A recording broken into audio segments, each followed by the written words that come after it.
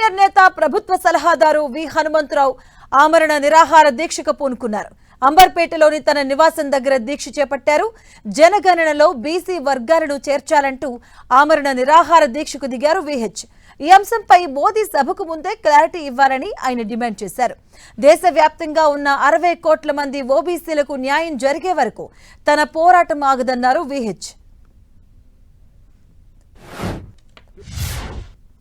SC ఎస్టీలో దీన్ని లెక్క చేసినప్పుడు మాది ఎందుకు చేయమనేదే మా ఆర్గ్యుమెంట్. మాది కూడా కాలంలో పెడితే తప్పనిసరిగా మేము ఆయనకు ధన్యవాదాలు చెప్తూ, లేకపోతే ప్రజలందరూ తిరగబడతారు. నేను అన్ని జిల్లాలు తిరుగుతాను. నేను జాతుల రాష్ట్రం మొత్తంలో నాకు పరిచయాలు ఉన్నాయి. ఓబీసీ ఎంపీసీలో 60 కోట్ల మందికి అన్యాయం జరిగితే మేము ఊరుకోవాలన్నా నేను మీడియా మిత్రులను అడుగుతున్నా.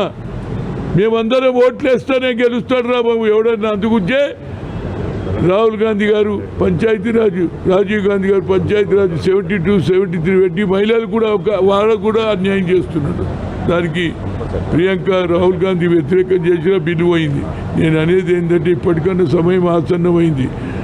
ఇది ఒక్క పార్టీ దుకాణం కాదు, ఇది అన్ని రాజకీయ పార్టీలు. ఒక బీజేపీ ఏంటంటే వాళ్ళది ఒకటే మనస్తత్వం, ఈ దేశానికి తోడో భారత్కు జోడో అని ఇంకో ఈయన భారత్కు జోడో అనే దుకాణం ఉంది కాబట్టి వాళ్ళు రాలేదు. ఇప్పటికన్నా ఆలోచనలో మార్పు రాకపోతే మండల్ కమిషన్లో ఏ విధంగానైతే ఉద్యమం చేసినో దానికంటే ఎక్కువ ఉద్యమం అవుతుందని, కేవలం దేశాన్ని విడగొట్టేదానికే ప్రయత్నం, పవర్లో ఎవడుంటా అని ఓడగొట్టడానికి ప్రయత్నం, సర్రను పెట్టేసి ఉన్న ఓట్లన్నది ఇట్లా మీరు పిహెచ్డీ చేశారు. కానీ ఆ పిహెచ్డీ ఓబీసీల మీద కూడా చేయమని కోరుతున్నారు.